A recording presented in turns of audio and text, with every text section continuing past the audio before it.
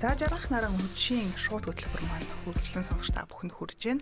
За бидний урилгаар COP17 үндэсний хорооны ажлын албаны ногоон бус хариуцсан ахлах шинжиж Эрдэнэ цалмаа ирсэн байна. Танд орой минь төргий. Орой минь төргий.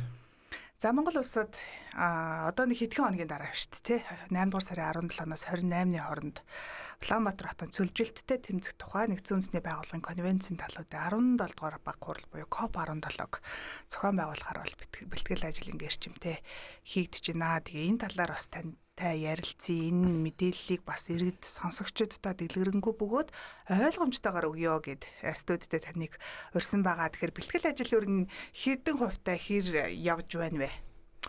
Тэгээ яг бэлтгэл ажлын хувьд бол одоо яг эрчимтдээ одоо өрнөөр явж байна. Одоо нэг 20 хоног үлдсэн байна. Тэгэхээр одоо яг барилгын талбай явц бол үндсэндээ 80 орчим хавтаа явж байгаа. 8 сарын 5 гэхэд бол ногоон болон цэнхэр бүсийн бүтээн байгуулалтын ажлууд бол цэгцэрх юм төлөвлөгөөр аппликант дагуу явж байгаа гэж ойлгож болно.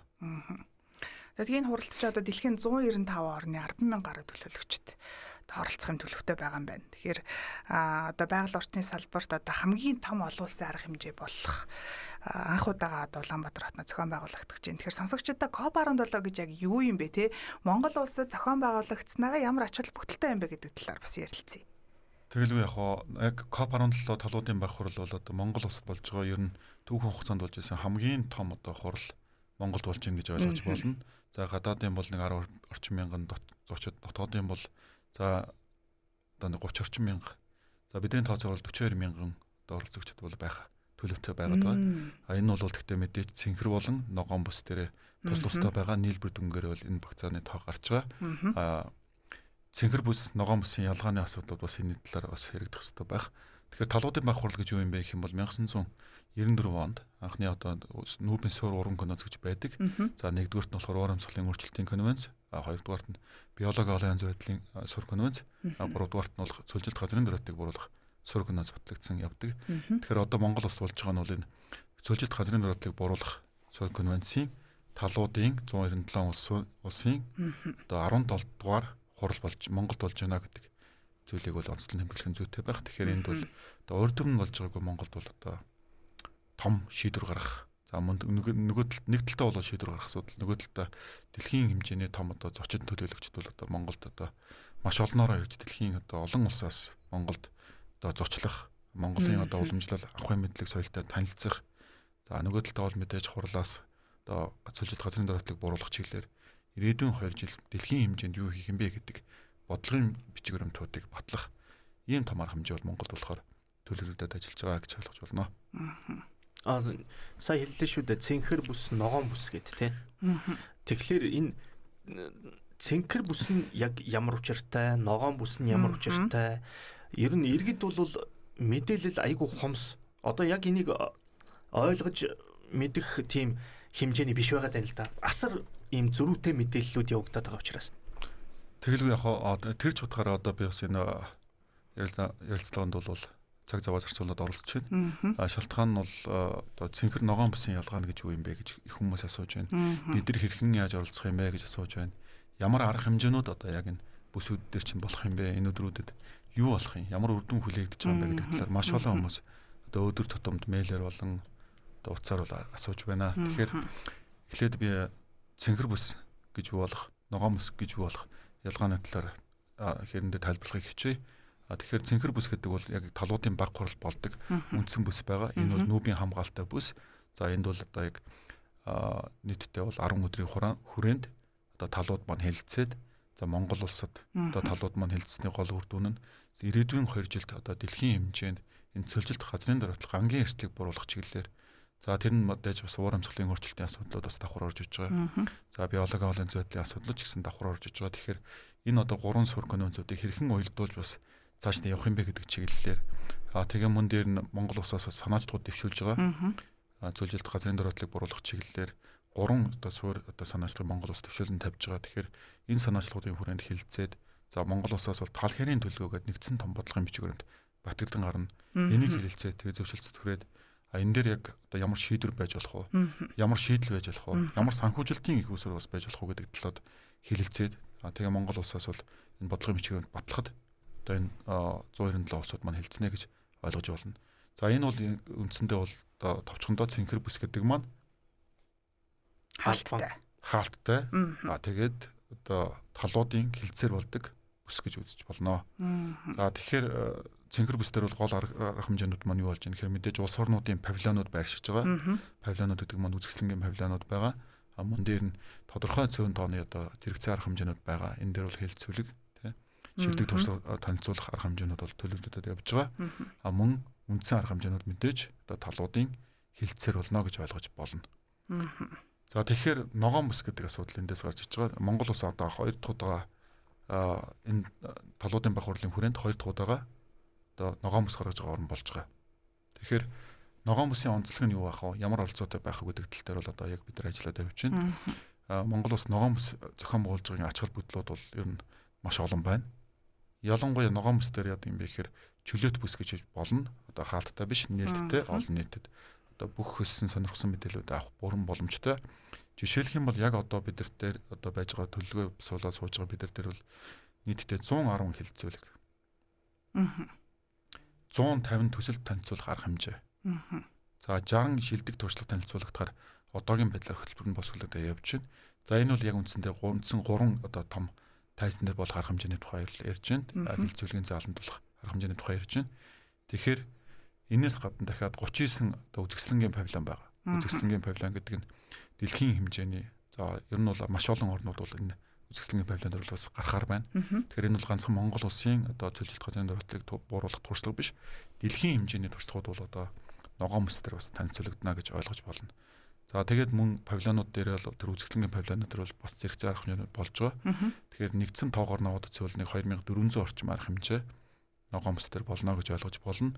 Үндсэн 5 тайзан дээр бол нэг 350 орчим арга хэмжээ болохоор төлөвлөгдөд явж байна гэж ойлгож байна.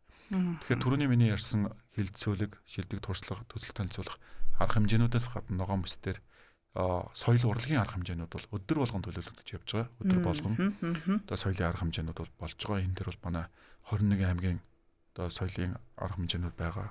Мөн дээр нь манай бүх одоо театр, урлагийнхан бас энэ дээр оролцож өөрсдийнхөө үзүүлбэр номруудыг бэлдсэн байж байгаа.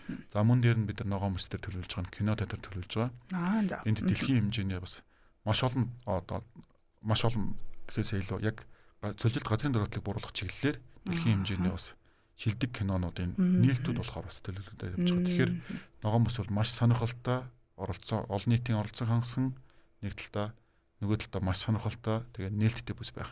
Тэгээ хүмүүс маш их утсаар асууж байгаа зүйл нь ногоон бүсэд бид нар хэрхэн яаж бүртгүүлж оролцох юм бэ гэж асууж байгаа. Ногоон бүс бол иргэн болгонд нээлттэй бүс. Хүн болгон чөлөөтэй бүртгэл хийлэхгүйгээр шууд яваад очиж байгаа юм байна тий. Тэгээ QR кодон шуулаад нэвтрээд л одоо хүссэн үйл ажиллагаанд хамрагдаад явах. Бүрэн боломжтой ийм бүсийг бол ногоон бүс гэж нэрлэж байгаа. Яг асууя гэж бодож илаа. Нөгөө COP 17 гэдэг ингээд конвенцийн талуудын 17 баг хурал гэдэг ингээд сонсохоор нэг хаалттай тий. Ингээд зүгээр ингээд эргээд ч юм уу тий малчид ингээд оролцох боломжгүй гэж ойлгоод байна л да. Тэгэхээр энэ ногоон бүстэй бол олон нийтэд нээлттэй оролцох бүрэн боломжтой юм байна гэж ойлгож болох юм байна тийм ээ. Тий. Тэгээ та бас малчид гэж ярьлаа.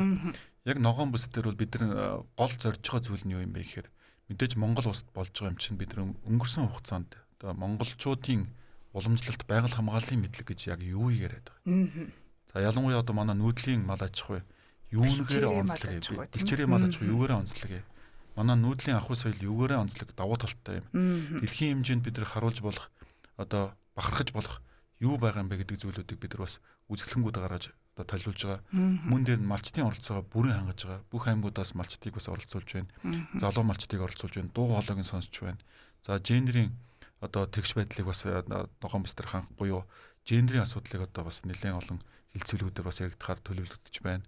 За мөн дээр нь малчдад одоо өнөөдөр мэдээж сайн сайхнаа ярихаас илүү бас асуудлуудаа бас ярих хэрэгтэй болж байгаа. Тэгэхээр нөө сүүлийн одоо 30-40 жилд бас энэ уур амьсгалын өөрчлөлтийн нөлөө Монголд одоо асар их хурдтай явагдаж байна. Тэр ч утгаараа газрын дөрөлтөл эрчимтэй явагдаж байна. Мөн дээр нь мал эсрэгээр нь бас малын тоотлого маш хурдтай өсөж байна. Тэгэхээр нөө бэлчээрийн даац маань ерөнхий бүс нутгуудад 3-5 дахин хэтэрхтэлтэй болж байна. Тэгэхээр энэ асуудлаа хэрхэн явж бас шийдвэрлэх боломжтой юм бэ гэдэг асуудлуудыг хөндөж тавьж байгаа. За манай малчтаас бол маш гоё одоо шинэлэг шийдлүүд, саналууд, төслүүд гарч ирж байгаа. Жишээлбэл ямар юунууд гарч ирж байгаа вэ? Жишээлх юм бол манай малчид одоо яг өөртөө өөрсдийнхөө одоо нөөц бололцоогоор булаг шандаа хашиж хамгаалсан, бэлчээрийн даацаа бууруулсан, за мэдээж малынхаа одоо чанар үйлдвэр ухсааг сайжруулсан, өөрсдөө одоо бүтээгдэхүүн гаргаж одоо уламжлалт бүтээгдэхүүнүүдээ бас бэлдэж гаргаж байгаа энэ жишээнүүд бас маш олон орж иж байгаа. Дээр нь нэг орон нутагт явж байхад нэг малчин маань ярьж байлаа л да. Тэгээд тэрний үсэг дээр хөтөлбөрт оруулаад явж байгаа. Тэр нь юу юм бэ гэхээр ер нь ингээд нэмүртэг шингэсэн бүтээгдэхүүн үйлдвэрлэл гэдэг юм тий. Дотоодын нийт бүтээгдэхүүнд мал аж ахуйн одоо хөдөө аж ахуйн эзлэх салбарыг одоо нэмэгдүүлмээр байна гэдэг яриад байгаа юм. Уг нь бол зөв байна. Агуулгын хувьд бол зөв байна. Гэхдээ одоо бид нар чинь бас хүн шүү дээ. Асуудал бол бидэрт олон байна шүү дээ. Жишээлх юм бол одоо гендер асуудал ярьж байгаа юм л да. Яг сургууль соёлын цаг эхлэхээр одоо эхнэрүүд нь одоо хүүхдээ аваад сургуульд авчихсан. Нөгөө 6 настай сургуульд орж байгаа болохоор ялчгүй нэг хүн нь төвдөө байх хэрэгтэй шаардлагатай болдог. За тэгэнгუთ яг малчид маань гэж юм болж байгаа хэрэг хэдэн эрчүүд үлдэж байна. Тэгэхээр эрчүүд юу гэж байна? Малаа бол хариулж чадчихэв. За нэг ноолуур авах үеэр бол нэг ноолуураа одоо самнаад хурааж чадчихэв. Одоо тэрнээс цаашаа бол бид нар үнэхээр ингээд сүү цагаан эдэгээ босуулаад нэм үртэг шингэсэн бүтээгдэхүүн хийгээд яваадах тийм боломж цаг зав үнэхээр хүрэлцсэн муу байна гэдэг асуудлыг хөндөж тавьж байгаа. Дээр нь яг орон нутгад бол одоо ихэнх нь залуу эрчүүд болцсон байгаа гэдэг. Гэтэл нөгөө хүүхнүүд маань болохоор сургууль соёлд ингэ яваад өгдөг. Тэгэхээр гэр бүлийн одоо энэ асуудал, гэр бүл төлөвлөлтийн асуудал маань бол орон нутгад үнэхээр хүндэрч байна гэдэг асуудлуудыг хүртэл ярьж байгаа. Тэгэхээр мэдээж энэ дэлхийн түвшний одоо том талбар дээр бол мэдээж бид нар Монгол улсыгаа шилдэг туршлагуудыг ярина. Хажуугаар нь бас асуудал бэрхшээлээ ярьж тэндээсээ хэрхэн яаж шийдэл олох юм бэ гэдэг, гарц гаргалгаа олох юм бэ гэдэг зүйлийг бас хөндөж авч байгаа их онцлогтой гэж ойлгож болно. Одоо сая хэллээ шүү дээ. Цэнхэр бүсэд бол албан ёсны хилцээрийн бүс байна гэдэг. Тэнд бас үзэсгэлэнгийн танхим гарна гэд хэллээ шүү дээ. Ийшээ одоо тодорхой хэмжээнд одоо энгийн иргэд зорчих боломжтой юу? Цэнхэр бүсэд бол боломжгүй. Харамсалтай тэ нөгөө заавал нэгдсэн үндэсний байгууллага юм боёо нөгөө нэгдсэн UNCCD одоо зөвлөлтөд тэмцэх талуудын баг хурал нарийн бичгийн дарга нарын газраас зөвшөөрөл авсан хүмүүс маань нэвтэрдэг гэж ойлгож болно. Тэгэхээр тусгай одоо мандаттай хүмүүс нэвтэрдэг. Яг одоо 8 сарын 5-наас хойш бол одоо цэнхэр бүс маань нүүбийн мэдлийн газар болчихж байгаа. За. Тэ. Ногоон бүс одоо хүн болгон чөлөөтэй нэвтэрж орж танилцах бүрэн боломжтой юм бүснүүдийг байна. Одоо болж байгаа гэж ойлгож байна. Тэгэхээр ногоон бүс дээр байгаа павильонууд маань одоо нийтдээ 39 павильон яг үзэсгэлэнгийн зорилтоор бэлтгэгдээд явж байгаа. Энэ дээр нэгдүгürt иргэд маань очиж оролцох боломжтой. Хоёрдугаарт нь яг одоо бас энэ үзэсгэлэнгийн зорилтоор байгаа павильонуудын түрээсийн ажил бол явагдаж байгаа. Тэгэхээр энэ дээр сонирхсан аж ахуйн нэгжүүд бас өөрсдөө түрээсэлж ороод өөрсдийнхөө бүтээгдэхүүнүүдийг сурчлах, өөрсдийнхөө шилдэг туршлагыг харуулах. Тэгээ хамгийн гол нь түрээсэлснээр давуу тал нь юу вэ гэхээр за 30-аас 40 мянган хүнд өөрсдийнхөө үйл ажиллагааг танилцуулах. Тэгээд гол гарч байгаа үр дүний ажил нь хамтын ажиллагаагаа сайжруулах буюу талуудтай одоо гэрээ хэлцлийн төвшөнд биш юм а гэхэд санамж бичгийн төвшөнд одоо хамтын ажиллагаа сайжруулах боломжууд бүрдүүлж байгаа. Яг нь чинь дэлхийн 197 улсаас маш олон одоо донор байгууллагууд, санхүүгийн байгууллагууд, за банкнууд одоо засгийн газрууд ирж байгаа учраас энэ дэр өөрсдийнхөө бүтээгдэхүүнийг танилцуулахаас гадна хамгийн гол нь үйл ажиллагаа сурталчилгаас гадна хамтын ажиллагаагаа үргэлжлүүлэх өргөн боломжтой талбар болж өгч байгаагаар онцлог гэж хэлж болно. Одоо тэгэхээр үзэсгэлэнд оролцож байгаа одоо хамтран ажиллах боломжууд хаагдсан уу эсвэл үргэлжилж байгаа юу? Одоо нэмэгдээд павильон түрээслэх бүртгэл нь явагдаж байгаа юу? Хаагдсан байгаа юу? Яг үзэсгэлэнгийн павильоны бүртгэл бол одоо явагдаж байгаа. Сонирхсан талууд маань манай албан ёсны вебсайт хуудасуудаар ороод тэгээд холбогдох мэдээлэлүүд аваад холбогдоод явах юм бол одоо үзэсгэлэнгийн павильон бол түрээслэх боломжууд бол байгаа юм байна. Байгаа.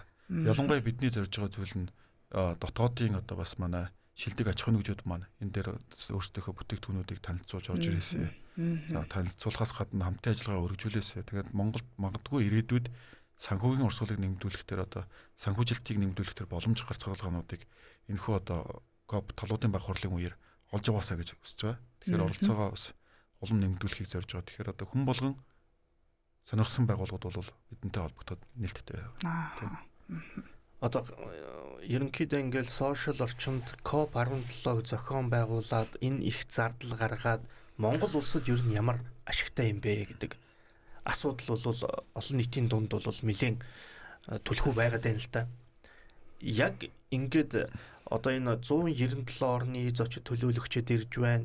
Одоо тэр хэллээ шүү дээ 10 мянган хүний одоо ингээд одоо гадны хүмүүсийн бөөгнөрөл болноо. Тэгэхээр ер нь яг Монгол улсад тодорхой яг юм боддоор ямар ашиг байгаа юм бэ? За тэгэхээр нэг хурлын өмнөх үеийн ашиг гэж бас байна. Хурлын үед их одоо ашиг тус гэж байна. Хурлын дараах гэхэд 3 салгаад үзэж болохоор байна.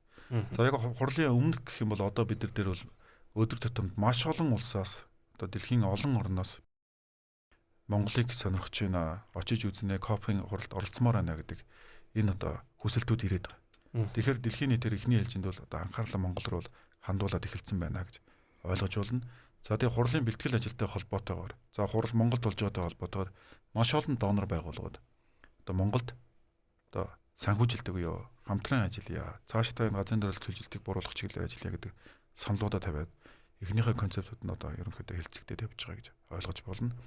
За яг хурлын үеэр бол Монголд нэг тэрбум орчинтой олон юм бол гэрээ хэлцлүүд бол хийгдэхээр төлөвлөлтөд явж байгаа. Тэгэхээр одоо нэг 3-4 их найд орчим төгрөгийн одоо хөрөнгө оруулалт бол орж ирэх боломжтой болж байгаа. Тэгэхээр ганцхан энэ мөнгөн дүнгээр бол хэмжигдэж байгаа зүйл ерөөсөө биш. Энд Монгол улсаа бид нар дэлхийн хэмжээнд сурчлан таниулж байгаагаар хамгийн гол онцлог нь дээр нь энэ саяны ярьж байгаа чинь албан ёсны одоо тоонууд явж байгаа. Энээс гадна тэр нөгөө павильон дээр хилцээрүүд за санхүүгийн байгууллагатай манай дотоодын болон гадаадын байгууллагуудын хамтын ажиллагаанууд гээд тоолох юм бол одоо хэмжээшгүй их тоо бол гарах нь дамжиггүй бах. Үүнээс гадна 3 дугаар ач холбогдол нь одоо Монгол улсад КОП зохион болгоцсноор дахиад 2 жил Монгол улс энэ нүүбийн энэ талуудын баг хурлын гарсан одоо шийдвэрүүдийг удирдах явах юм. Тэргүүлээд явах юм. Ерөнхийлөгчийн хийгээд явах юм. Тэгэхээр дэлхийн хэмжээнд бид нар зөвлөлт газрын дөрөлтийг бууруулах чиглэлээр манлайлал үзүүлж 2 жил ажиллах. Ийм зүйлийг бол одоо Монгол улс хүлээж авч байгаа гэж ойлгож болно. Тэгэхээр энийг дагаад мэдээж 2 жилийн хугацаанд дахиад санхүүжилтийн асуудал, хамтын ажиллагааны асуудал, за одоо Монгол улсад үүсэж байгаа энэ газрын дөрөлтийг бууруулах чиглэлээр шийдвэр гарц гаргалгаануудыг одоо хэрэгжүүлэх бүрэн боломжийг Монгол улс нээж өгж байгаагаар энэ КОП талуудын баг хурлын ач холбогдол нь оршиж байгаа гэж ойлгож байна. За энэ удаагийн баг хурлаас гарах шийдвэрүүд одоо цөлжилт, газрын доройтолтой тэмцэхэд ямар өрн бодит ахиц дэвшил, өөрчлөлт авчирна гэж үзэж байгаа. Хүлээгдэж байгаа одоо үр дүн нь яг юу байгаа вэ?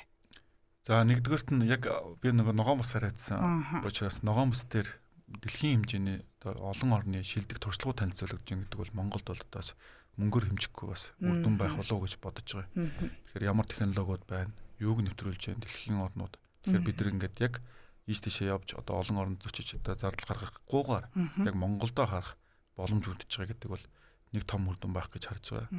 За хоёрдугаарх нь бол монголчууд өөрсдийнхөө шилдэг туршлагыг за монголчуудын уламжлалт авахгүй байгаль өв соёлынхоо мэдлэгийг дэлхийн хэмжээнд түгээнэлүүлнэ гэдэг бол үнэхээр одоо бас хэмжээшгүй том үр дүн байх гэж бодож байгаа. За гуравдугаарт нь түрүүний миний ярьж байгаа олон тал гэрээ хэлцээрүүд явагдаж байгаа. Талууд одоо сонирхсан талууд одоо сонирхлоор илэрхийлээ явж байгаа. Тэгэхээр Монголд бас хөрөнгө оруулалт нэмэгдэнэ гэдэг зүйл бол одоо гол үр дүн гэж харж байгаа. За тэг хамгийн гол одоо бидний хүсэж байгаа хүсэн хүлээж байгаа үр дүн бол Монголын бэлчээрийн мал аж ахуй, нүүдлийн ахуй соёл бол ер нь дэлхийн хэмжээнд одоо унган байглаараа байдлаж чадж байгаа. За ер нь дэлхийн хэмжээнд ховордож байгаа энэ соёл энэ бол дэлхийн хэмжээнд ирээдүйд одоо биднийг одоо татах аялал жуулчлалын бас гол бүтээгдэхүүн байна гэдэг талаас нь бас сурталчилгааны ажлууд нэлээдгүй хийгдэнэ гэж харж байгаа. За мөн дээр нь яг энэ зэрэгцээ одоо арга хэмжээтэй холбоотойгоор аялал жуулчлалын салбар маань бас нэлээдгүй өндөр дүнгийн ордоо бас орлого олох байхаа гэсэн тооцоонууд байгаа. Тэгэхээр монголчууд маань бас нөгөө сайлаа бэлтгэр сав байдаг гэж ярьдаг тийм. Тэгэхээр нөгөө бас бүтээгдэхүүнүүдээ гаргаад санал болгоод тэгээ явах юм бол маш олон орнууд хүмүүс ирж байгаа учраас Монголыг одоо сонирхоод ингээд явах нээлттэй одоо өргөн боломжуудыг нээж өгч байгаа гэж харж байгаа. Өмнө зохион байгуулагдчихсэн энэ хурлуудаас гарсан баримт бичиг гэрээ хэлцээрүүд ер нь хэр бодиттой хэрэгжижсэн бэ? Ажил хэрэг болж исэн бэ? Харилцан адилгүй юм байна л дээ. Ер нь бол тэгтээ хэрэгжүүлэх гэж талуудын байх хурал маань болж байгаа. Шийдэл гаргах гэж болж байгаа учраас ямар ч хэсэн хэрэгжил явдаг юм байна. Гэхдээ яг одоо Монгол улс бол одоо дэлхийн хэмжээнд одоо талуудын байх хурлаас гаргасан шийдвэрүүдийн гол нөлөө нь юу вэ гэхээр бүс нутгуудын хамтын ажиллагааны санаачтууд маш олон гарч хэрэгжсэн байт юм байна. Жишээлбэл одоо далайн орнуудын гэдэг юм уу те.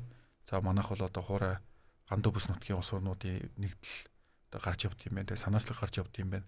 За дээр нь энэ КОП-ийн гол ач холбогдол нь юу нэ вэ гэхээр манай орчууд одоо хөгжиж буй оронд бол ороо явж байна. Тэгэхээр нэг хөгжсөн орнуудын бас анхааралд За анхаарал гэдэг нь болохоор за энэ орнуудтай хамтын ажиллагаа үргэлжлүүлэх өргөн боломжуудыг нээж нэг талаас санхүүгийн одоо дэмжлэгүүдийг бас авах тэр боломжуудыг нээж өгдөг юм байна. За мэдээж одоо бас энэ жилийн манай зөвлөлтөд нэмэх талуудын баг хурлын үеэр гол яригдах сэдв нь карбон зах зээл байх юм билээ. Карбон зах зээл гэдэг бол одоо сүүлийн үед нэлээд одоо чиг хандах болоод байгаа. Буюу дэлхийн хөлөмжийн хий нэмэгдээд байдаг.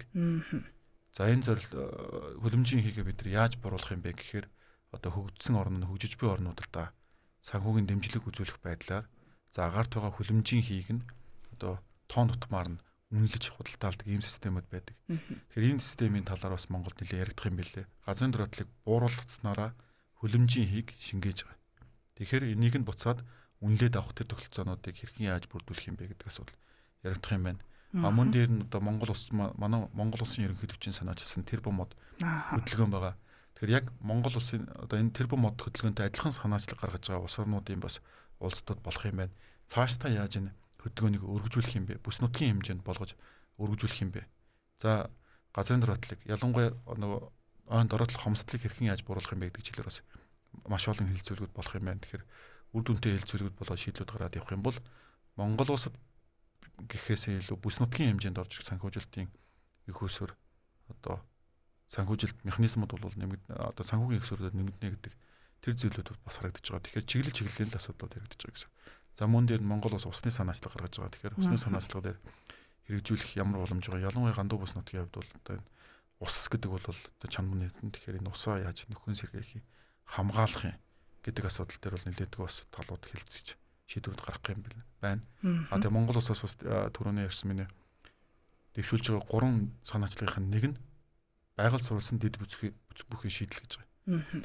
Тэгэхээр одоо байгальд суурилсан дэд бүтцэх юм бол юу ярьж байгаа нэхээр одоо жишээлбэл нарны хөргүүртэй одогч гэдэг юм уу те. Одоо жишээлбэл манайд Монголд хамгийн их дутагдаад байгаа асуудлууд амьтны гарц жимийн асуудлуудыг хаагаад замаа барьдаг. Тэгэхээр одоо яаж тэнд амьтандаа ээлтэйгээр тэр замаа барих уу гэдэг асуудал.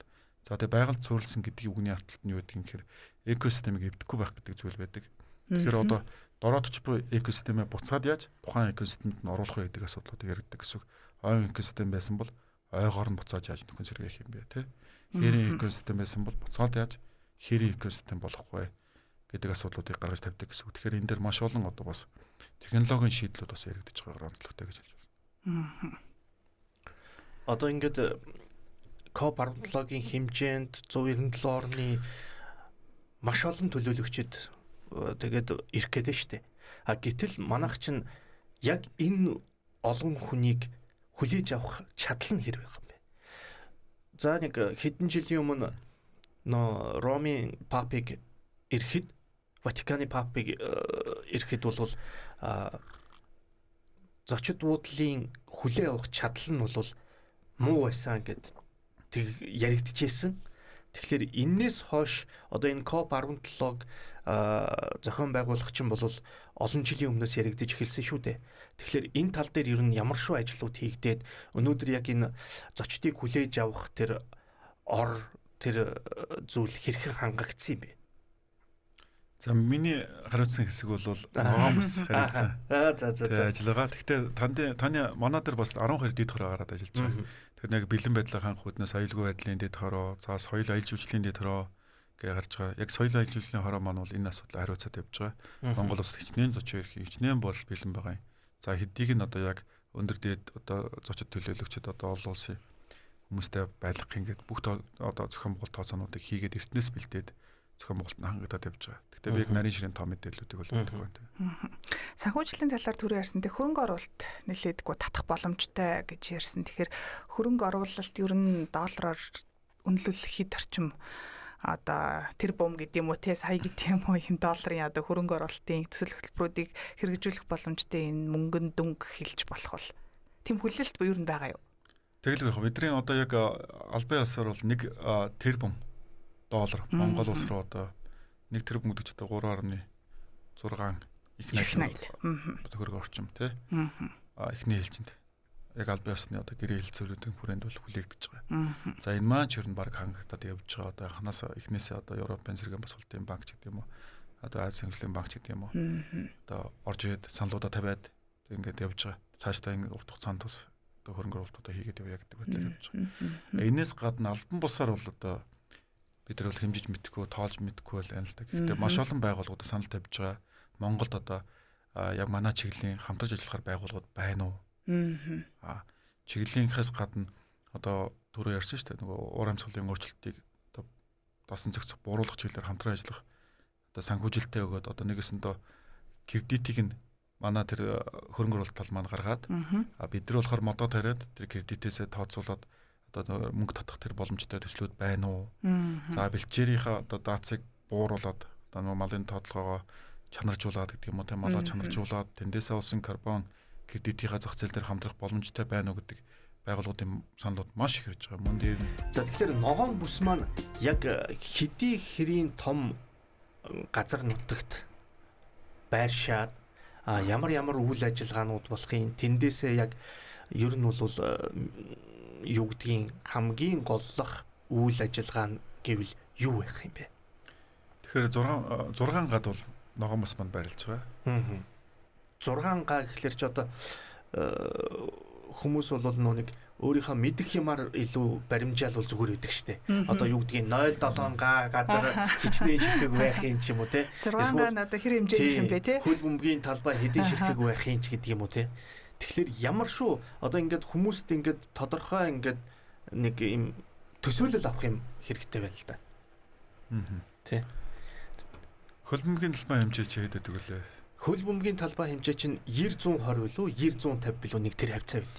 За тэгэхээр 920 гэх юм бол нэг 6 хөл бөмбөгийн талбайны хэмжээтэй талбайд байна гэсэн үг. Байлж байна гэсэн үг. Багцаар. Одоо хөл бөмбөгийн талбай гэдэг чинь одоо манай нэг цэнгэлдгийн голын ногоон талбай шүү дээ. Тэгэхээр тийм том юм уу? Тийм шүү дээ. Тэгэхээр чин 6 нэлээд том газар нутгийг бол яг ийм байгаа байхгүй ийм том юм уу гэд эхэлж байгаа байхгүй. Тэгэхгүй 6 га гэхлээр чинь хүмүүс ерөөсө төсөөлөхгүй. Ямар шүү том газар болоод байна гэдгийг мэдэхгүй байхгүй. Тэгэхээр одоо жишээ нь тэр ногоон бүсэд за нэг эхний нэг таамаглалаар цагт 1000 гаруй хүн нэвтрэх боломжтой ч гэлүү нэг тийм тоо баримтууд яваад байсан шүү дээ. Ер нь хичнээн хүн тэнд ингэж одоо эргэлдэх юм бэ. За яг цагт нэг дор байх хүчин чадал 1520 хүн бол одоо арга хэмжээнүүдээр оролцож байгаа дөгөөний тоо бол 1520 1500 гаруй хүн бол байгаад байгаа. За тэрнээс гадна болж байгаа бас зарим үйл ажиллагаанууд байна. Тэнд чи бас нийтийн одоо кофе шопод ажиллаж байна. Буфет хоол нэг газрууд ажиллаж байна. За тэгэхээр яг нэг цаг дор байх үнэхээр одоо максимум хүчин чадлыг нь бол би одоо билж мэдэхгүй байна. Гэхдээ бол нэг 4000 5000 хүн бол нэг цаг дор байх боломжтой гэж бодогдож байгаа. Яг нэг өдрийн урсгалыг наваад үзэх юм бол өдөрт нэг 5000 орчим хүн одоо орж гарах болов гэсэн тооцоонууд одоо хийгдээд явж байгаа. Гэхдээ энэс ихсэх, багасах бас хэд хэдэн шалтгаанууд байна тийм. Ихсэх шалтгаан гэх юм бол бид нар нөгөө хэвлэл мэдээллийн хэрэгслүүдээр мэдээлэл зөв хүргэх, шуурхай хүргэх, одоо сонирхлыг татах, арга хэмжээнүүдийг зохион байгуулах, ялангуяа урлагийн, соёлын тийм үзүүлбэрүүд, мөн дээр нь хэлэлцүүлгүүд маань бас хүмүүсийн одоо сонирхол татгууц сэдвийн хүрээнд байх, олон орны оролцоог хангасан байх. За олон орны гэхээс гадна орон нутгийн залуу малчдын, орон нутгийн яг одоо шилдэг малчдынхаа туршлагуудыг түгээнэлрүүлэх байх. Мөн дээр манай үзэсгэлэнгийн одоо павильонууд маань дөрвөлт маань явагдчихлаа л да. Гэхдээ цаашдаа улам илүү сонирхолтой одоо үзэсгэлэнгүүд гарч хүмүүсийн одоо сонирхол одоо сонирхлыг хөдөлгөх тэр нөхцлүүд бүрдэх юм бол шууд тоон нэмэгдээд явах байх. Одоо та түрүүнд хэлжсэн шүү дээ бүртгэл бол явагдаж байгаа тэр үзэсгэлэнгийн түрээсийн. Тэгвэл гадны байгууллагууд гэдэг юм уу гадны энэ газруудын үзэсгэлэнгийн павильоныг түрээсэлж байгаа юм зүйлүүд байна уу? Бага. Хэд хэдэн улсаас ногоон бүс дээр бол орж ирээд одоо павильон түрээслээд орж ирээд өөрсдийнхөө бүтээгдэхүүн үйл ажиллагааг танилцуулъя гэдэг зүйлийг одоо хийгээд явж байгаа. Мөн дээр нь үзэсгэлэнгийн павильон түрээсэлсний хамгийн гол давуу тал нь 10 өдөр байгаа. 10 өдөр сэдвчилсэн өдрүүдэд хуваагдсан. Тэгэхээр сэдвчилсэн өдрүүдэд таарсан зэрэгцээ арга хэмжээнүүдийг тухайн павильонуудыг зохион байгуулах бүрэн боломжтой болж байгаа. Усны өдөр гэх юм бол устай холбоотой үйл ажиллагаануудыг зохион байгуулах. За газрын өдрөдөө бол газрын дөрвөлийг бууруулах чиглэлээр одоо үйл ажиллагаануудаа сурчлан таниулах, хэлэлцүүлгүүд хийх, сургалтууд хийх, уулзалтууд хийх. Мөн дээр нь павильон дээр нь уулзалтын өрөөнүүд байгаа. Тэгэхээр нөгөө энд Монголд одоо зочлоод ирсэн олон талуудын сонирхол татгууц одоо төсөл бизнесүүдэд танилцуулж уулзалтуудаа хийх гэх мэтлэнгээр арга хэмжээнүүдийг павильон дээр зохион байгуулах бүрэн боломжтой байгаагаар онцлог гэж хэлж болно. За 2026 оны нэгдсэн үндэсний байгууллагаас Монгол улсын санаачлагаар бэлтжээр ба нүүдлийн мал аж ахуй одоо эрхлэгчтэй олон улсын жил болгон зарласан байдаг тий. Тэгэхээр энэ COP17 хурлын одоо хамгийн чухал том субъект буюу оролцогчдын төрийн тайлсан малчид байна гэж хэлсэн. Тэгэхээр малчид маань ер нь энэ хурлын талаар мэдээллийг хэр авсан бэ? Ер нь оролцогчийн хандлага нь бас хэр идэвхтэй байна? За мэдээж бид нар бүсчилсэн байдлаар сургалтууд уулзалтууд бол хийсэн. Гэхдээ тэр бол хангалттай хэмжээнд бол хүмүүс төлөх хүрч чадаагүй гэж бодож байгаа. Мэдээж хэвлэл мэдээллийн хэрэгслэр COP-ын талаар COP17 талуудын байр хурлын талаар мэдээлэлүүд явж байна. Гэхдээ бас бүрэн одоо хэмжээнд бол сайн хангалттай хүрсэн бодохгүй байна л да. Тэгэхээр одоо үлдсэн хугацаанд бол мэдээж манай хэвлэл мэдээллийн байгууллагуудын туслалцаа бол нэг номерыг хорж иж байгаа. Тэгэхээр энэ сурчлан таниулах яагаад Монголд хийж байгаа юм бэ гэдэг нэг асуудал. Энийг сурчлах Монголоос гарах санаачлагууд юу байна?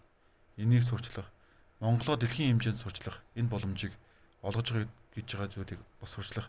Мөн дээр нь орон нутгийн малчдын одоо өөрсдийн одоо бүтээсэн энэ үнэт өвийг, уламжлал өвийг тэгшдэг сурчтан таниулах. Мөн дээр нь одоо бид нар жишээлбэл манай ногоон бүс дээр болж байгаа хэмжээнүүдийн нэг нь төсөл танилцуулах арга хэмжээ байгаа. Зөвхөн нэг заалыг бид нар зөвхөн төсөл танилцуулгад бэлтгэсэн. Тэгэхээр энд бол яг ингээд цагийн хуурайн дагуу тухайн сэдвчилсэн өдрүүдтэйгээ таарсан мөн дээр нь Монгол улсаас дэвшүүлэн тавьж байгаа санаачлагуудтай үйлдсэн төслүүд шатраараа танилцуулагдаад явна. Тэгэхээр энэ дээр нөгөө санхүүжилт татах боломжуудыг бид нар бүрдүүлж өгч байгаа гэсэн үг. Тэгээд тухайн сэдвийн хүрээнд сонирхож байгаа магадгүй талууд нь бас бид нар урилга хүргүүлж байгаа. Одоо жишээлбэл Монголд ирж байгаа Африкийн одоо банкнууд хүртэл одоо Монголд ирсэн. Одоо явж байна Бразил одоо юу гэдэг те Франц гэх мэтлэн маш олон газрууд ирж байгаа. Тэгэхээр энэ байгууллагууд магадгүй бизнес сонирхож магадгүй гэсэн байгууллагуудад холбож их ажлуудыг хийж бид нар одоо бас урилгуудыг хүргүүлэх ажлуудыг хийж байгаа. Тэгэхэд бол одоо нэгдсэн хөтөлбөрүүдэд бид нар нэгдсэн вебсайтаар байрлуулж за ялангуяа хилцүүлгэд одоо төвшөнд яг ямар хилцүүлгүүд болж байгаа, аль зааланд болж байгаа гэсэн нэгдсэн мэдээллүүдийг гаргаж байгаа. Одоо бидний гол одоо зорж байгаа зүйл бол олон нийтэд энэ COP17 гэдэг зүйлийг зөвөр таниулах. Тэгээ монголчууд нэгдсэн ойлголттой байх, нэгдсэн нэг чигтэй байх. За дэлхийн хэмжээнд Монголоо сурсан таниулах боломж юмаа гэдэг зүйлийг талаас нь харж дээр нь түрүүний яриад байгаа санхүүжилтийн асуудал тий олох санхүүжилт олох.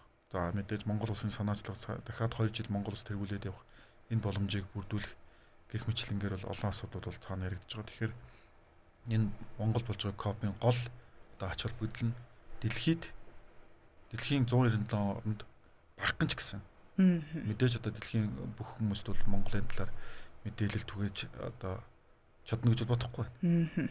Гэхдээ багахан ч гэсэн дэлхийн 197 орнд бол одоо Монголын талаар мэдээлэл за ялангуяа монголчуудын өв соёлын талаар бид нар бас үзэсгэлэнгүүд гаргаж байгаа.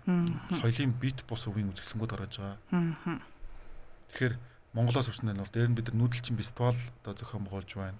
Тэгэхээр энд бол Монголын олон жил ахуй мэдлэгүүдийг бид нар одоо сэтгүүн төлөвлөх гол зорилго тавьж байгаа. Ер нь бол яг үннийг хэлэхэд бол монголчууд гэж цээжэд дэлтэл байдаг болохоос дэлхийн тавцан дээр монголчуудыг таньдаг газар бол тун цөөхөн байдаг. За Бээжингээс урагшаа гараад тэгэл хятадууд бол мэдгүй шүү дээ. Тэгээд цаашаагаа тэгэл Непал энтгийг бол бүр Монгол гэдэг талаар бол ойлголтож байхгүй.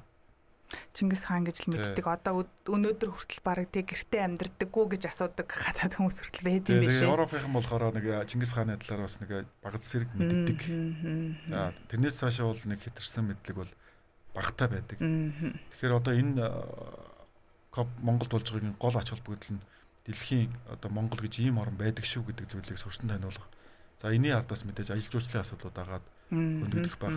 За дээр нь монголчууд одоо Монголд үйл ажиллагаа явуулдаг олон улсын байгууллагууд, дотоодын одоо байгууллагууд, иргэний нийгмийн байгууллагууд, эрдэмтэн судлаачид одоо дэлхийн одоо олон орны эрдэмтэн судлаачид иргэний нийгмийн байгууллагуудтай хамтын ажиллагаа өргөжүүлэх өргөн боломжийг нээж өгөх. За мөн дээр нь санхүүжилт хүсэж байгаа төсөл хөтөлбөрүүд байх юм бол одоо яг гол хүнээ одоо зөв газараа зөв байгууллага олж чадах юм бол санхүүжилт авах. Тийм тий. Боломжууд нэмэгдэж байгаа. За бас дээр нь би дотоодын аж ахуй нэгжүүдэд уриалмаар байгаа юм. Одоо 150 төсөл танилцуулагдж байгаа гэж би түрүүн ярьлаа ногоон бүстэй тий. Тэгэхээр энэ дээр бол мэдээж санхүүжилт хүсэж байгаа төслүүд байгаа. Гэтэл одоо бид нар чинь томоохон аж ахуй нэгжүүд чинь татврынхаа 1% одоо энэ байгаль хамгааллын чиглэлээр зарцуулах юм бол бас хөнгөлөлт идэх боломжтой болцсон явж байгаа. Тэгэхээр энэ урт хугацааны хамтын ажиллагааны төслүүд бас Монгол одоо зөвхөн одоо гадаад гихэлтгүйгээр Монголын дотоодын аж ахуйн нэгжүүдийн сонирхлыг татсан ялангуяа тэр доторын хөнгөлөлт авах боломжтой нэг талдаа нөгөө талдаа байгаль итгэлхийг хамгаалахад хувь нэмрээ оруулах боломжтой. За тэгээд орон нутгийнхаа иргэдийн одоо үйл ажиллагааг дэмжих боломжтой ийм төслүүд танилцуулагдана гэж бид нар бол боловсруулагдаж явж байгаа. Одоо найдаж байгаа. Тэгэхээр манай дотоодын аж ахуйн нэгжүүд маань хүртэл сонирхоод энэ ганцхан гадаадаас одоо санхүүжилт татна гэхээс илүү дотоодынхаа хамтын ажиллагааг нээж өгөх, үүд халгыг нээж өгөх өргөн боломжтой арга хэмжээнүүд, төслүүд, шилдэг туршлага танилцуулагдана гэж тэгж байгаа. Бас тэр нийтлэлээ хичээж ажиллаж байгаа гэж ойлгож байна. За COP17 хурал маань 18 дугаар сарын 17-оос 28-ны хооронд Улаанбаатар хотод үндэсний цэцэрлэгт хүрээлэнд зохион байгуулагдана. За нийтдээ 26.9 га талбайд явагдах юм байна. Тэгэхээр энэ дээр бас одоо нөгөө дид бүтц тал дээр бүтээн байгуулалтаа бас нэг байгаль орчинд сөрөг нөлөө багтай. За ногоон байгууламжууд бас нэлийн түшгэлсэн энэ модон тармил гих мэтчлэн зүйлүүдийг бас нэлийн ашиглаж байгаа гэдэг мэдээлэл байсан. Энэ тал дээр та Тэгээ миний түрүүний ирсэн 6 га гэдэг бол яг ногоон бүсийн талбай хэмжээ гэж байна. Тэгээд цэнгэр бүстэйг оруулаад 26 га 26.9 га юм байна тийм ээ. Энд бүтээн байгуулалтын ажил маань дандаа төр байгууламжаар хийгдэж байгаа. Ер нь одоо копийн одоо хурлын гол бас нэг шаардлагуудын нэг нь тэр байт юм байна. Төр байгууламж буюу байнгын одоо байгальтаа одоо сөрөглөө байхгүйгээр яг тухайн үед нь одоо хурал болох үед нь шийдээд буцаагаад буулгах зорилттой ийм байгууламжууд байгаа. За тэгээд нойл нэх юм бол одоо зөөврийн нойл гэх мэтлэнгээр дандаа аль болох байгальтай ээлтэй буюу тэгэхээр хурлын дараа үлдэх юм баг байхгүй. За энэ дараа тий байгальтай ээлтэй буюу хүлэмжийн хий бага илруулах тэр нөхцлөөр зохион байгуулахыг бас шаарддаг юм билээ. Тэгэхээр тэр ч стандарт шаардлагын дагуу зохион байгуулалтын бэлтгэл ажлууд хангалттай явж байгаа гэж ойлгож байна. За тэгээд мэдээж хурлын дараагаар бол тодорхой зүйлүүд маань үлдэх юм байгаа хаа. Тий. Хэдийдэн бас том одоо ерөнхийлөгчийн үлийн авалтын өргөөнөөс ахуулаад гэрүүд одоо том хэмжээний одоо гэрүүд бол бас байгаа. Мөн дээр нь зарим одоо жижиг асрууд маань бас үлдэж байгаа. Цаашдаа одоо бас манай нийслэлийн цагтаа ярьж байлаа л да очиод газар дээр нь очиод үзэж явахдаа цаашдаа энийг олон нийтэд нээлттэй сайхан бүс нутаг болгох юм байна. Бүс болгох юм байна. За тэгээд зарим нэгэн соёлын арга хэмжээнүүд бас эндээ зохион байгуулдаг байх бүрэн боломжтой дэд бүтцэн шийдэгдээд өгч байгаагаар магадгүй одоо дараагийн одоо том стадионы нэг хэлбэртэй болох тийм боломжтой болох юм байна гэдэг зүйлүүдийг ярьж байгаа. Тэгэхээр тэнд бол бас тодорхой хэмжээний одоо тог цэглэхааны асуудлууд тий дэд үтсийн асуудлууд нь шийдэгдэж байгаа учраас дараа нь бас хурлын дараа ашиглаад явах бүрэн боломжтой талбууд үлдэж байгаа онцлог. Энэ бол нийслэлийн мэдлэлд шилжээд үлдэж байгаа. Тэгэхээр нийслэл маань энэ дээр цаашдын арга хэмжээгээ яаж төлөвлөж хэрэгжүүлэх нь бол би мэдэхгүй байна. Гэхдээ тэд нөхдийн яриагаар бол нэлээ одоо бас соёл амралтын гоё бүс нутаг болох юм байна гэдэг ойлголттой болоод байгаа. Одоо 197 орноос зочид төлөөлөгчид ирнэ шүү дээ. Тэгэхээр энэ 197 орноос ирж байгаа зочид төлөөлөгчид одоо төрийн болон одоо засгийн хэмжээний зочид төлөөлөгчд нь хэдэн хувийг эзэлж байна? Ер нь энэ эрдэмтэн судлаачид болон ер нь нэр алдартай тийм хүмүүс хэрэг байх юм байна. За 197 улсаас ирж байгаа дээр мэдээж албаны төлөөлөгчд байгаа. Тэгээд яг миний хариуцж байгаа бол би дахин хэлээ нэг ногоон бүсээр хариуцж байгаа. Тэгэхээр яг дэлгэрэнгүй таны асуулттай холбоотой бол мэдгүй байна. Гэтэ ногоон бүс дээр байгаа товарамтуудыг бол бид мэдж байгаа. Жишээлбэл олон улсаас 272 иргэний нийгмийн байгууллагууд Монголд ирж байгаа. За 100 гаруй сургууль одоо эрдэмтэн судлаачид одоо сургууль хүрээлэнгүүдээс бол Монголд ирж байгаа. За нэг 40 гаруй улсаас бол яг манай ногоон бүс дээр болох хилцүүлэгт бол оролцохоор ирж байгаа. Цэгэр бүс дээр бол мэдээж дэлхийн одоо бүх орнууд бол ирж байна. Ногоон бүс дээр бол яг одоогийн байдлаар хилцүүлэгт модератороор болон панелистаар суух өөрсдөө шилдэг туршлагуудыг танилцуулъя гэж бид нар төсөл гаргаад явж байгаа 40 гаруй улсууд байгаа. Мөн дээр ногоон бүс дээр бол мэдээж цэнгэр бүс дээр байгаа хүн болгон өдөр болгон ногоон бүсний нээлттэй талбар байгаа учраас өдөр болгон шахуул ер нь орж иж одоо үйл ажиллагаатай танилцах. Ялангуяа ногоон бүс дээр манай соёлын үйл ажиллагаанууд нь болж байгаа. Соёлын өвийг харуулах уламжлалт мэдлэгээ одоо сурчлах үйл ажиллагаанд манай зөвхөн ногоон бүс дээр болж байгаа учраас тэр хүмүүс маань одоо өдөр болгон ногоон бүсээр зурчлах тэр өргөн боломжтой. Тэгэхээр ногоон бүс дээр бол бүхэл орнууд төлөөллүүдийг нэлгэж ойлгож болно. Гэхдээ эндээс нэг зүйлийг би бас анзаараад байгаа. Хамгийн өндөр оролцоотой байгаа нь бол иргэний нийгмийн байгууллагууд. За тэгээд мэдээж ногоон бүс бол нөгөө чөлөөт олон нийтэд одоо зориулагдсан бүс учраас мэдээж цэнгэр бүс дээр илүү албаны хүмүүсийн оролцоо бол илүү өндөр байгаад ногоон бүс дээр эрдэмтэн судлаачид иргэний нийгмийнхэн за тэгээд олон улсын одоо маш олон сангууд банкнууд тэгээд холбоодууд бас их ирэх одоо ихтгэл тавья, хилцүүлээ, туршлага судлаа. За ямар байгууллагатай хамтын ажиллагаа хөгжүүлэх боломжтой байна гэдээ бидэд мэдээлэл өгөөч гэдэг зүйлийг бол маш их бидэд төсөл гаргаж явж байгаа. Одоо ингээд хилцүүлгүүд болон төсөл хөтөлбөрүүд танилцуулна гэдэг байгаа шүү дээ. Энэ бүхний хөтөлбөр нь ерөнхийдөө эцэслэн гарсан байгаа юм. Одоо хөтөлбөр маань бол мэдээж яг байнга л өөрчлөгдөж байна. Нэг 90% бол эцэлдэгдээд гарцсан. Ялангуяа цэнхэр бүсийн хөтөлбөр маань бол ингээд албан ёсоор гараад, батлагдаад, зарлагдаад явж байгаа. За ногоон бүс төр болохоор бас ингээд бид нар хөтөлбөр бол мэдээж вебсайтаараа зарлаад явж байгаа. Ингээ харахаар визний асуудлаас болоод зарим бэлтгэгч нар маань ирж чадхаа байлаа хөтөлбөрөөр өөрчилж байна. За Африкийн зарим орнуудаас одоо Арабаас иржсэн зарим хилцүүлэгч нар маань бас амжихаа байлаа. Өөр панелистууд оруулъя гэд хөтөлбөр маань бол мөнхийн л одоо хөдөлгөөнтэй байгаад байгаа. Тэгэхээр нэг 3 эхлэхээс нэг 3 хоногийн өмнө бол эцсийн байдлаар хөтөлбөр нэцдэгдэн. Гэхдээ бол бид нар одоо зооцсон байгаа хөтөлбөр нь юу юм бэ гэхээр хилцүүлгийн сэдвүүд бол тодорхой болцсон, бүгд гарцсан. За ямар төслүүд танилцуулах юм бэ? Тодорхой болцсон. Ямар шилдэг туршлагууд яригдах юм бэ? Тодорхой болцсон. Соёлын арга хэмжээнүүд маань бараг тодорхой болоод одоо олон нийтэд дэлгэх гээд бэлэн болж байна. За кино, театрын хөтөлбөрөөр бид нар одоо бас хилцээрлэн өрж байна. Удахгүй одоо олон нийт нээлттэй болно. Гэхдээ нэг хилцүүлгийн ард бодох хэрэгтэй зүйл нь одоо бид нар бас хийж байгаа ажил нь нэг хилцүүлгийн ажил ард чинь нэг модератор 4 одоо панелистууд бол одоо ихтгэл хилцүүлгүүдэд тавихаар байгаа. Тэгэнгүүт нэг хилцүүлэг гэдгийг чартал дахиад 5 байгууллагын асуудал яригдж байгаа гэсэн үг. Тэгэхээр нөгөө 5 маань хоорондоо ярилцаад агуулгаа тодорхойлоод концепт одоо юу гэдэг ямар агуулгын хүрээнд ирэх юм гэдэг зүйлүүдэд бид нарт өгж бүгдээрээ одоо бас зураг CV-нүүдээ өгж тэрнийг бид нар бас вебсайт дээр байршуулж одоо сурчлан таниулах тэр арга хэмжээг бас гоё болох, олонний анхааралд нь оруулах. Ялангуяа тэр нөгөө хайж байгаа нэг талдаа бол санхүүжилт хайж байгаа нөхдүүд байгаа. Нөгөө талдаа санхүүжилт өгөхийг өсөж байгаа нөхдүүд байгаа. Тэр хүмүүсийн уулзах цаг нь болох тэр боломжийг бүрдүүлэхийн төлөө өдөр болгон л одоо мөнхийн хөтөлбөрөнд л одоо хөтөлбөр нь байна. Гэхдээ үндсэн хөтөлбөрүүд маань бол одоо гараад батлагдаад танилцуулагдаад явж байгаа гэж ойлгож байна. Одоо яг энэ хөтөлбөрийг сонирхож байгаа хүмүүс бол байгаа шүү дээ. Ийм болох юм байна.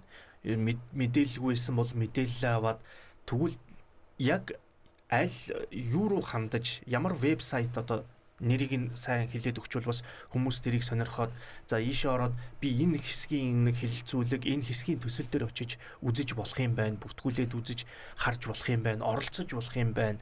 Энд одоо юу гэдгийг хөрөнгө оруулагч нартай тохиролцож уулзалтаа бас хийж болох юм байна гэдэг зүйлийг авах байх л та. Тэгэхээр хэд хэдэн бас вебсайтууд байгаа даа. Яг албан ёсны вебсайт нөх юм бол UNCCD-ийн өөрийнх нь uncccd.org гэсэн байж байгаа нэг вебсайт байна. За эндээс бол ерөнхий одоо Монголд болж байгаа UNCCD-ийн гаргаж байгаа агуулгуудыг харж бол.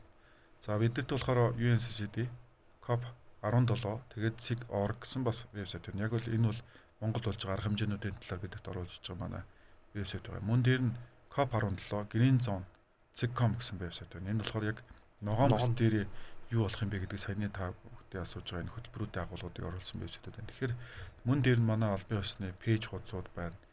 Гэх мэтлэнгээр ер нь маш олон сугаарууд мэдээлэлүүд авах хэрэгтэй. Жишээлбэл боломжтой. Жишээлбэл одоо хоолны одоо кэтерийн үйлчилгээний юу гэх юм бол дахиад тусдаа бас вебсайттай байна ч гэдэг юм уу. Ингээ маш олон вебсайтуудаас бол мэдээлэл авах боломжтой байгаа. Google дээр ч юм одоо хаалтын энэ дээр бол одоо COP17 гэж бичгээд бол энэ тэгээд бүх зүйл гараад. Бүхэл зүйл гарч ирнэ дээ. За манай улс түүхэндээ түр хэлсэнтэй анх удаа ийм том хэмжээний одоо хурлыг эх орондоо зохион байгуулах гэж байна гэж ярьсан. Тэгэхээр энэ бол баг ASEAN-ыг хэд дахин нуглахаар том хэмжээний ийм хурал болох төлөвтэй байх шиг байна тийм ээ. Тэгэхээр өмнөх жилүүдэд өмнөх улсуудад болж исэн ногоон бүсээс та одоо ногоон бүсийг хариуцж ажиллаж байгаа хүний хувьд ногоон бүсээс Монгол улсад зохион байгуулагдах энэ ногоон бүс ямар онцлогтой байх юм бэ? Мэдээж одоо стандарт дүрм журм бол хэвээрээ байх бах. Гэхдээ тухайн улсын одоо нөгөө соёл те уламжлал гэх мэтчлэн шингээсэн юм Монголын онцлог бас байх болоо гэж бодод байна л да. Тэгэлгүй яг хоо. Миний бас яг хүсэж энэ ажлыг хийж байгаагийн гол зорилго нь энэ л дээ. Тэгээ Монголд одоо COP зохион байгуулагдана гэдэг эртнээс бол яригдсан. 2 жил болж байна. Тэгээд сая өдөр ногоон бүсийн асуудал дээр гэж хад юу гэж бодсон гэхээр ногоон бүс төр бол яг монголчууд өөрсдийнхөө уламжлал, мэдлэг, өв соёл одоо бие толон бит бус өвөдө харуулах гол талбар байх юм байна гэж бодогдсон.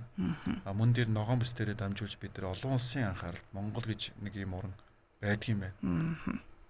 ийм одоо байгаль хамгааллын чиглэлээр бэлчээрийн менежментийг чиглэлээр усаа ойгоо ан амтнаа хамгаалах чиглэлээр ийм шилдэг туршлагууд байдгийм байна. Мөн дээр нь ийм асуудал бэрхшээлүүд байгаа юм байна. Ийм хамтран ажиллах боломжууд байгаа юм байна гэдэг зүйлүүдийг ногоон бүс дээр харуулах гол үндсэн зорилготой бол байгаа. Мөн дээр нь манай таны асуулттай холбоотой соёлын бит болон бит бус буюу үзэсгэлэнгүүд гарч байгаа. Арга хэмжээнүүд болж байгаа. Тэгэхээр одоо багадаа нэг улс бол нэг одоо сэтгүүлч гэдэг чинь нэг хэвлэлийн багтаагаар ирэх байх л да. Тийм бах тий. Багтаагаар ирэх байх. Тэгэхээр багадаа бол нэг 100 гаруй оронд бол ямар ч байсан Монгол улсын талаар танилцуулагдах байх. Хэд хэдэн одоо бас телевизүүд шууд дамжуултууд байх юм байлээ. Дотоодын болон гадаадын телевизүүд байх юм байлээ. Тэгэхээр Монгол гэж дэлхийн цэежинд одоо байгаа Төв Азийн цэежинд байгаа улс бол ийм агуу түүхтэй соёлтой улс юм байна шүү гэдэг зүйлийг мэдрүүлэх нь бол ногоон бус байх бүрэн боломжтой. Тэр ч агуулгаараа бид нар бас одоо цаг наргуул ажиллаж байна да. Гэхдээ бас нэг тоо хэлхийг хүсэж байна. Энэ талуудын бохирдол маань 17 дахь удаага болж байгаа дэлхийн хэмжээнд.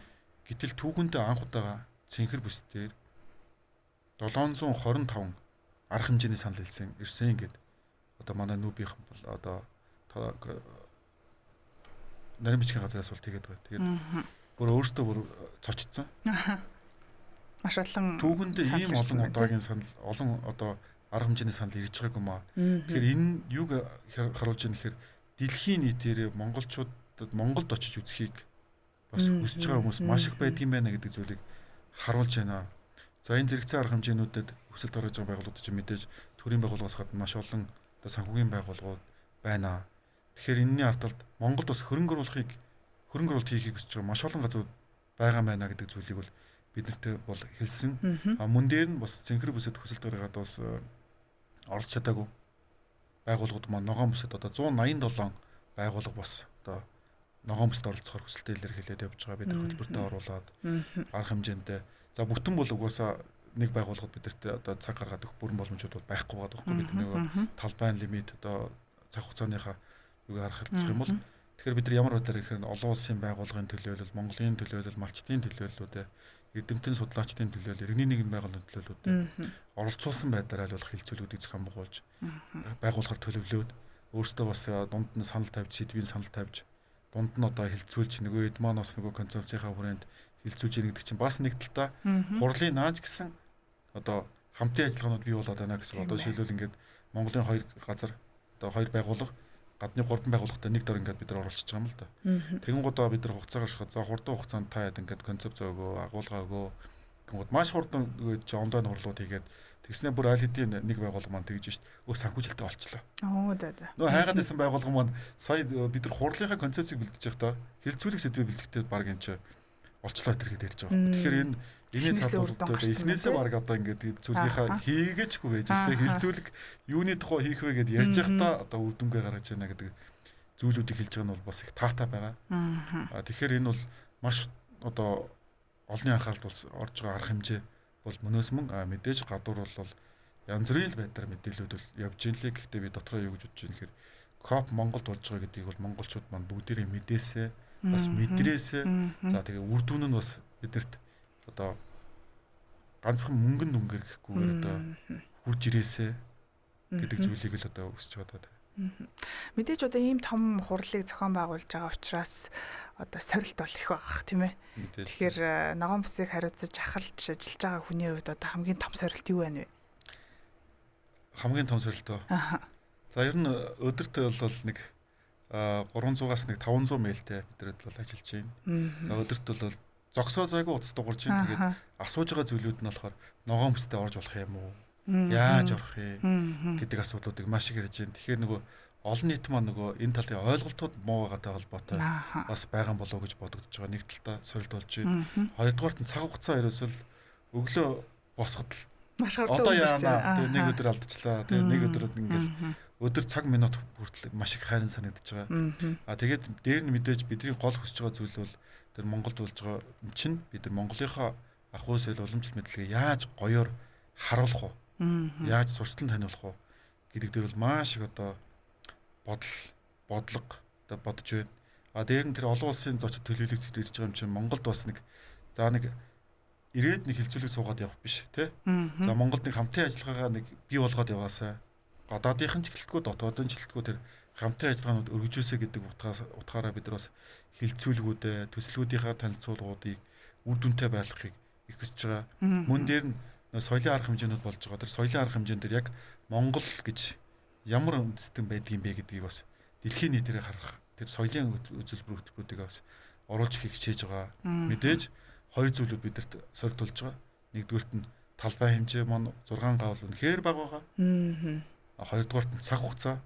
Эндүү одоо хэдийгээр 12 өдөр 10 өдөр нарах хэмжээтэй гэж байгаа ч гэсэн яг ингээд цаг өрөөд минутаар өрөөд ингээд харахад бол нэр хаанаач өгдөхгүйгээ ялангуяа олон улсаас ирж байгаа хүсэлтүүд бол үнэхээр одоо маш их ирж байгаа. Тэгээ одоо дээр нь хэвлэлийнх маань ер нь жоохон КАФ-тай холбоотой энэ сурчлагаа одоо таны мэдхүй ажлуудыг бас нэлээдгүй хийгээд ихсэнтэй холбоотой юм уу? Манай дотоодын тоглогчид оролцогчид маань бас одоо энэ хөтөлбөр дээр ормоор байна. Зүйлээ танилцуулмаа гэдэг зүйлүүд бол мэдээж одоо яг хөтөлбөр маань өөрөө баг ингээд эслэгдээд явж байгаа энэ шатанд бол үнэхээр бас одоо чаленж одоо асуудал нэг талтай асуудал юм да. Нөгөө талтай бас баярлж байгаа юм л да. Тэгээ яаж хийж байгаа л бид нар бүх одоо хүсэлтүүдийг бол багтааж байгаа. Одоогоор ирсэн нэг 2500 орчим хүсэлтийг бол бид нар ямарваа нэг арга хэмжээний нэг хэсэг бүрэлдэхүүнд оруулж, нэг хилцүүлэг рүү н оруулж ингээд багтаагаад байгаа. Одоо үүнээс цаашаа бол ер нь багтаа гэхээр одоо павильон бол байгаа. Бусдаараа яг арга хэмжээнд дэр багтаана гэдэг бол үнэхээр хүндрэлтэй болж ирж байгаа. Тэгээ аль болох бид нар Монголд одоо болж байгаа юм чи монголчуудын оролцоо бүрэн хангай хүмүүсийн одоо санд тавьж байгаа хүн болгоныг л одоо оролцуулах гэсэн чинь сэтгэлээр хичээж байгаа. Гэхдээ нэг зүйлийг бас онцолж хэлэх хүсэж байна. Ногоон бүсүүл дахин хэллий нээлттэй бүс. Миний саний ярьж байгаа зүйлүүд бол зөвхөн арга хэмжээнийхээ нөгөө тайзан дээр гарах, хурлаа өдөрдөх тийм үү. За төслөө танилцуулах гэдэг зүйлүүдээр л одоо саний арга хэмжээнүүд явуулж байгаа. 5 үндсэн арга хэмжээний тухай хэлж байгаа. За дээр нэмээд 39 павильон байгаа гэж ярьсан. Тэр павильонууд бүгдээрээ бас хилцүүлэг хийх талбайтай. Одоо 10, 20, 30 хүн суугаад явах бүрэн боломж одоо суугаад хилцүүлгүүдээ хийгээд явах сургалтаа хийх, хурлаа хийх бүрэн боломжтой талбай. Шаардах наран үдшийн хөтөлбөр асуултын хариугаа эндээс олоорой. Нэг арга хэмжээ гэж тооцоход 380 арга хэмжээ. За баярлалаа, бидний ярилцах цаг хэмжээд өндөрлөлөө. Бидний уралгаар COP17 үндэсний хорооны ажлын албаны ногоон бус хариуцлага шинжилж ирсэн. Радио Спутник